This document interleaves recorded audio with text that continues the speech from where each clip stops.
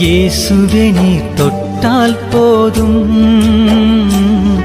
என் உடலெல்லாம் அற்புதம் காணும். இயேசுவே நீர் சொன்னால் போதும்,